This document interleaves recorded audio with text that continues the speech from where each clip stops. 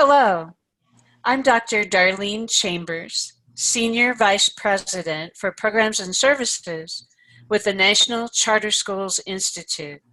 Thanks for joining me. We have a question that I'm going to pose to all of us for our time together. What are Authorizer best practices for reviewing charter school applications to ensure quality new charter school startups? Let's begin. We're going to consider the Wisconsin State Statute 118.40 that guides charter school authorizing in the state of Wisconsin. In the state, the authorizer has a model application process that's recommended. First, solicit and evaluate charter school applications. Approve only high-quality charter school applications that meet the identified education needs that you state, and promote a diversity of educational choices, which is very important to Wisconsin. Consider the National Association for Charter School Authorizers, better known as NACSA, principles and standards. Let those principles and standards guide your application process. When considering NACSA principles and standards, there's a judgment that the association recommends. It asks us a question informing that judgment. Did the authorizer approve applications based on the applicant's demonstrated preparation?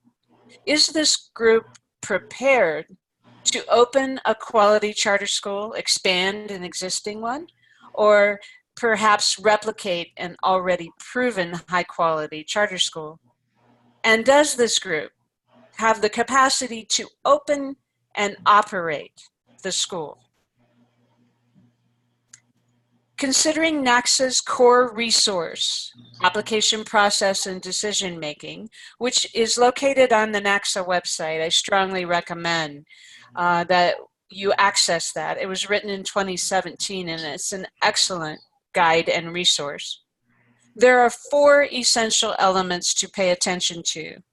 1 is the proposal information, questions, and guidance. Make sure that the focus procedures that you have in your application process are fair, transparent, and of quality. Rigorous criteria.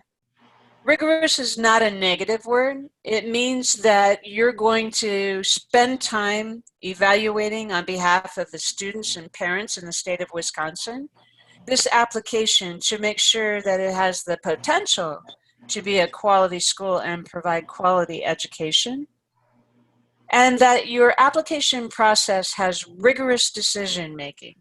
You've asked these applicants, these groups, to apply to start a school. You've given them the outline of the procedures.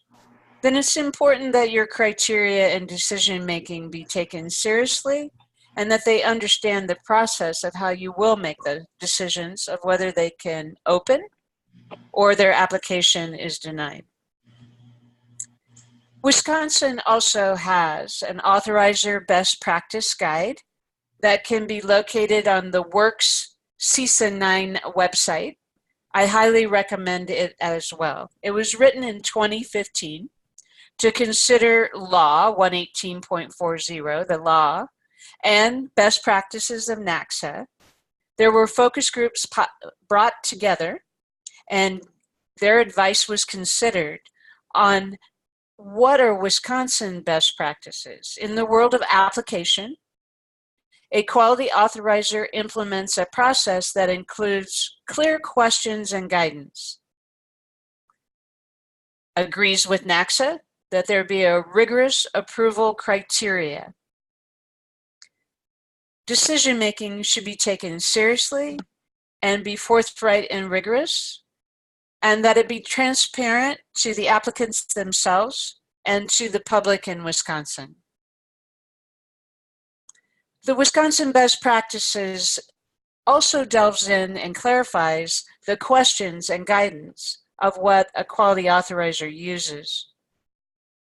Encourages expansion and replication of charter schools that demonstrate success for growth. Open to considering diverse educational philosophies and have a commitment to serve students with diverse needs.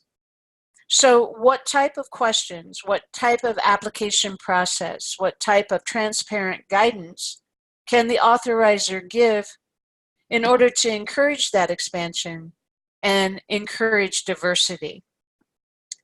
Let's delve into that rigorous approval criteria and understand it a little bit deeper. What does Wisconsin Best Practices mean by that? A quality authorizer requires this type of criteria: a clear and compelling mission from the new school charter school startup applicant. Quality education program is covered. That a solid business plan is addressed. That effective governance and management structures and systems be reviewed and explained. That a founding team with diverse and necessary capabilities be outlined, listed, and that clear evidence of applicants' capacity to execute the entire plan successfully. So the rigorous approval criteria, this is what the applicant needs to address in their application. Transparency. You heard me say how important it is that the public know what is the authorizer's application process. How does the applicant respond? How are we going to judge that applicant? Are you going to publish the scores perhaps, or are you going to publish the decision? Wisconsin Best Practices explains that the authorizer should clearly communicate the decision-making process and criteria, promptly notify each applicant, and promptly communicate all decisions on the authorizer website. These are recommendations.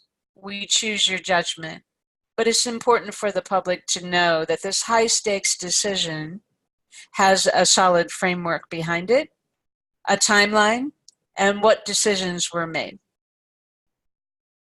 Wisconsin Best Practices also has some distinct criteria for approval on certain types of applications and applicants. A quality authorizer should also establish distinct requirements for existing school operators or replicators. Proposing to contract with educational service management providers, what extra information should be given? What type of criteria should be required for the use of an educational service provider? And proposing to operate virtual or online charter schools.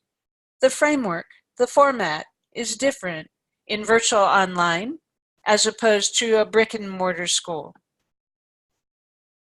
Further, rigorous approval distinct criteria should provide clear evidence of capacity to operate new schools successfully while maintaining existing school quality for those already existing school operators or replicators.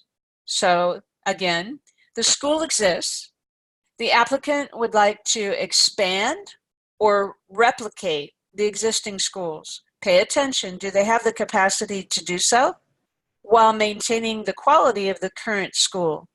You don't want to have any dip in performance if they were to expand or add on grade levels. Document existing school education, organizational, and financial performance records. You see, this existing school operator or replicator does have some data that you can look at, different from a brand new charter school startup applicant. Let's make sure we review that data and that criteria be asking for and looking at those records.